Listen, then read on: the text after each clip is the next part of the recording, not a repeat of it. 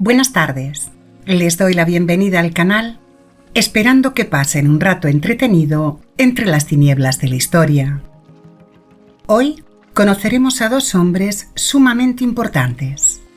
Un físico y químico muy peculiar, quien descubrió el elemento químico más ligero de la tabla periódica, el hidrógeno, al que llamaba aire inflamable, y a un gran actor muy conocido y galardonado, que hace unos años, en el 2017, reveló su diagnóstico de Asperger, algo que le ayudó a comprender mejor sus propias capacidades y comportamientos. Así que espero que disfruten de una tarde de sofá con una luz tenue y relajante y un té de su gusto. En el programa de hoy, Henry Cavendish y la peculiar vida de Anthony Hopkins. Bienvenidos al Rincón de las Historias. Audiomisterios.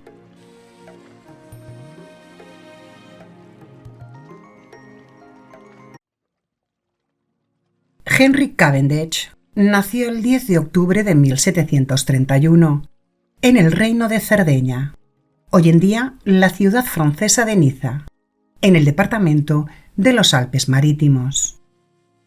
Era hijo del noble británico, político y científico Lord Charles Cavendish, el hijo menor del duque de Devonshire y de Lady Anne Grey. Su madre falleció 2 años después de nacer él, con el nacimiento de su hermano Frederick. Entró a estudiar en la escuela de Newcomb, en el municipio londinense Hackney, en el nordeste de Londres, a los 11 años de edad. Y a los 18 ingresó en la Universidad de Cambridge, la Peterhouse, el college más antiguo que forma la universidad, en el que estuvo 4 años, aunque no llegó a graduarse.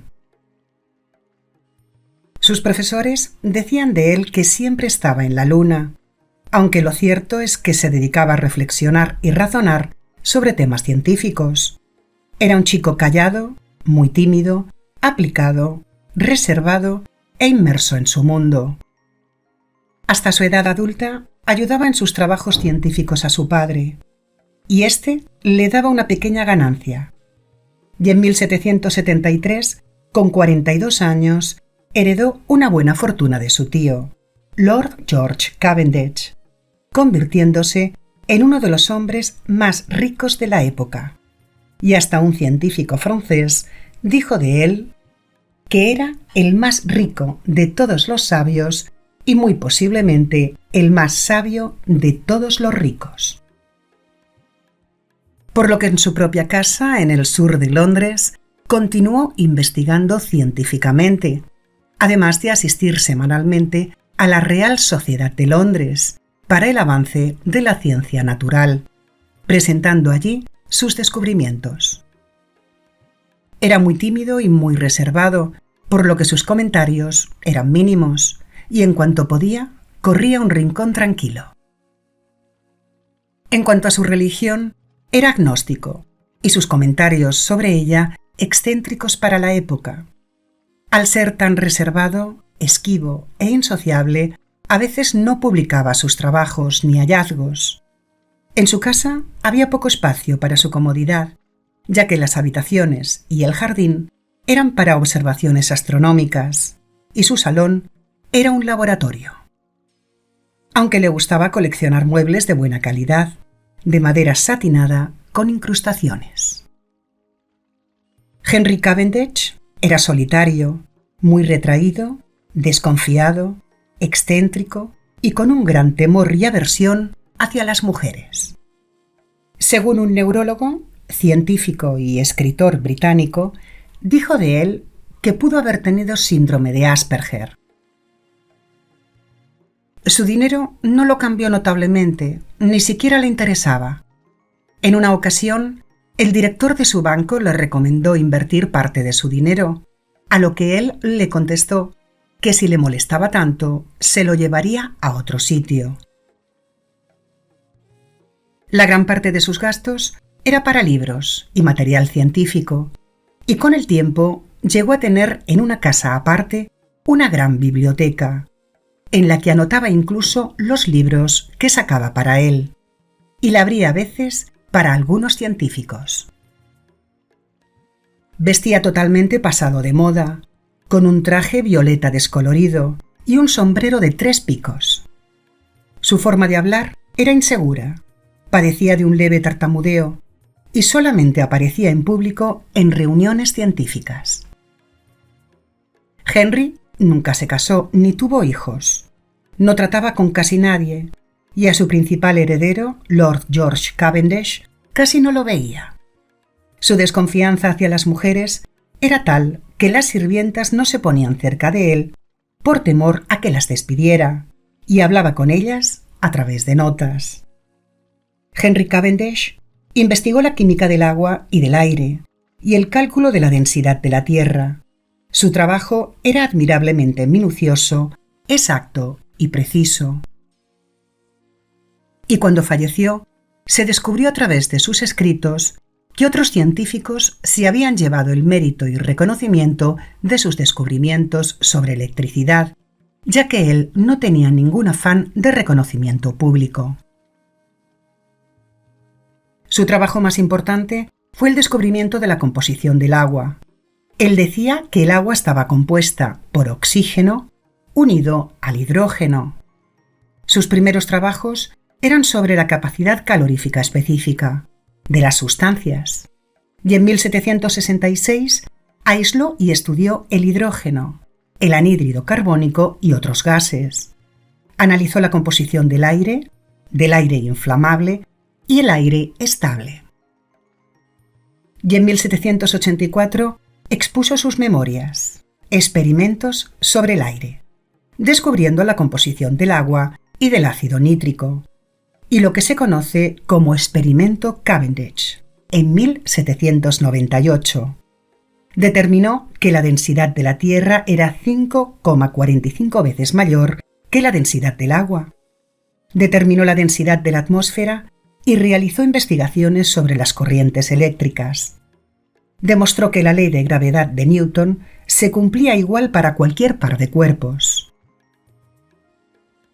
Henry Cavendish no tenía los instrumentos necesarios para sus investigaciones, por lo que medía la fuerza de una corriente eléctrica directamente, sometiéndose a ella y calculando su intensidad por el dolor. Por lo que propuso la ley de atracción entre cargas eléctricas, utilizando el concepto de potencial eléctrico. Henry Cavendish falleció en su casa de Londres, Reino Unido, el 24 de febrero de 1810, con 78 años de edad, enterrándolo en la iglesia que más tarde se convirtió en la Catedral de Derby. Fue uno de los fundadores de la ciencia moderna de la electricidad, aunque una gran parte de sus trabajos no se supieron durante un siglo. Según Oliver Sacks, no amaba, no odiaba, no tenía esperanzas, no tenía miedo. Una cabeza intelectual pensando, un par de ojos maravillosamente agudos observando y un par de manos muy hábiles experimentando o registrando. Es todo lo que veo al leer sus escritos.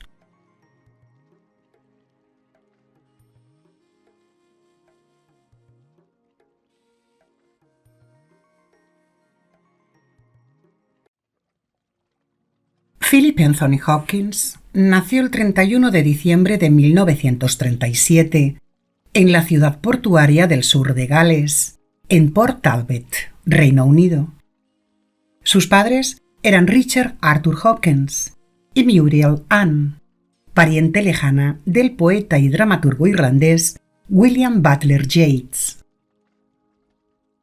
De pequeño era un niño solitario y con dislexia, por lo que su época de colegio fue poco productiva. Se sentía como un extraño y se esforzaba mucho por encajar, sin entender ni interesarse por los juegos y las bromas de sus compañeros. Y en muchas ocasiones lo encontraban como un niño lento, por lo que lo aislaba y alejaba más de los demás. Mientras los demás niños jugaban, él dibujaba en su libreta mundos imaginarios, por lo que su profesor le enseñó que podría dedicarse al mundo del dibujo o la pintura. Con 9 años, vio un piano en el colegio, algo que le llamó mucho la atención, por lo que empezó a tocar y expresar de esa forma sus emociones. Así que sus padres le compraron un piano de segunda mano, que él acostumbraba a tocar por las noches. Anthony padecía de dislexia no diagnosticada, por lo que su aislamiento era social, intelectual y emocional. Refugiándose en su mundo, un mundo creativo, dibujando y tocando música. Su madre lo animaba y lo valoraba, y le repetía a menudo que ser diferente no era una debilidad, sino una fortaleza, por lo que el chico empezó a creer en sí mismo y en su potencial. A medida que crecía, su pasión por el arte y el piano le ayudaron a comprenderse mejor y ver y entender también a los demás de otra manera, desde su perspectiva, algo que le ayudó años después para interpretar a personajes complejos, recordando quizás esos años de soledad en los que veía el mundo de manera distinta.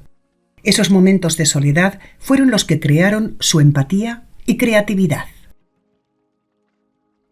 En 1949, con 12 años, sus padres lo ingresaron en la escuela de varones de Jones en West Monmouth, en la ciudad de Torfaen, Pontypool, en Gales, para inculcarle e inspirarle una disciplina y en la que estuvo 5 años. Y después fue a la escuela secundaria de Cambridge, una de las escuelas más conocidas de Gales. A los 15 años conoció al actor Richard Burton, que era 12 años mayor que él, y fue quien le inspiró en su carrera para la interpretación. Se matriculó en un colegio de música y drama, graduándose con 20 años. Más tarde, estuvo 2 años en el ejército y finalmente siguió su formación en la Escuela de Arte Dramático de Londres. Sus primeros papeles protagonistas fueron en 1971 y 1972, con 34 y 35 años. Coriolano y Macbeth, 2 tragedias de William Shakespeare, debutando en Broadway con 38 años. Anthony Hopkins interpretó muchos y distintos papeles, mostrando perfiles muy distintos, intensos, complejos y muy elaborados, totalmente creíbles, y célebre por realizar papeles de antisocial, psicópata, demente y abusivo, culminando su carrera consiguiendo un Oscar al mejor actor con la película El silencio de los corderos, en 1991, con 54 años, en la que interpretaba a un intelectual y peligroso criminal llamado Hannibal Lecter. También estuvo nominado al Oscar en su película Lo que queda del día, junto a Emma Thompson, donde interpretaba al mayordomo de una mansión de un político inglés vinculado al régimen nazi.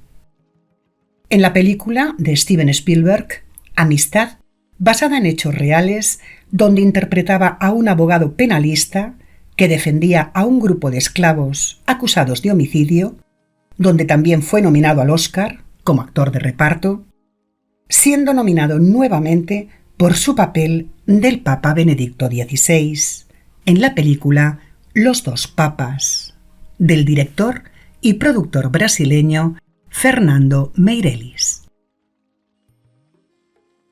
Alternó el cine con el teatro, siendo de nuevo nominado para el Oscar al mejor actor. 30 años después de ganar el Oscar, protagonizó en el 2020 The Father, papel en el que interpretó a un anciano que batallaba con su pérdida de memoria progresiva, consiguiendo la estatuilla con 83 años y convirtiéndose en el actor con más edad en recibirla. Indudablemente, su papel más famoso fue el del criminal en serie que practicaba el canibalismo, el doctor Hannibal Lecter, junto a Jodie Foster, quien también ganó el Oscar a la mejor actriz. Anthony Hopkins solo apareció 17 minutos en pantalla, por lo que fue la actuación más corta en ganar un Oscar, repitiendo su papel 2 veces más, en Aníbal y Red Dragon. Anthony Hopkins se casó 3 veces. En la actualidad está casado con Stella Arroyave y tiene una hija, Abigail, de 56 años, que es actriz y cantante con la que no tiene ninguna relación. En la actualidad, Anthony apoya a varios grupos filantrópicos, respetando profundamente a la especie humana y todo lo que respecta a ella. Ofrece ayuda a organizaciones caritativas, presidiendo la Fundación Nacional para los Lugares de Interés Histórico o de Belleza Natural, intentando conservar y revalorizar los monumentos y sitios de interés. Recauda fondos para la conservación del Parque Nacional Erie, el tercer parque nacional de Inglaterra y Gales, y también es maestro voluntario en la Escuela de Actuación en la ciudad de Santa Mónica, en el condado de Los Ángeles, en California, donde vive. También es miembro de Greenpeace. Incluso apareció en una campaña hablando de la constante caza de ballenas en Japón. Y ha sido patrocinador de una organización para la rehabilitación de adictos al alcohol, ayudando a abrir la primera unidad de ayuda intensiva para adictos al alcohol y las drogas. Él mismo reconoció ser alcohólico. Anthony Hopkins reconoció también haber sido diagnosticado ya de mayor de un leve síndrome de Asperger, algo con lo que se sintió aliviado para poder entender partes de su vida pasada y su tendencia a la soledad.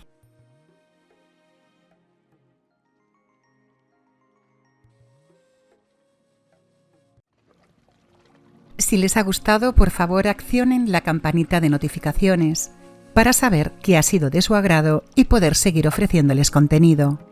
Compartir y darle a like para ayudarme con el canal. Hasta la semana que viene con nuevos relatos de Audiomisterios.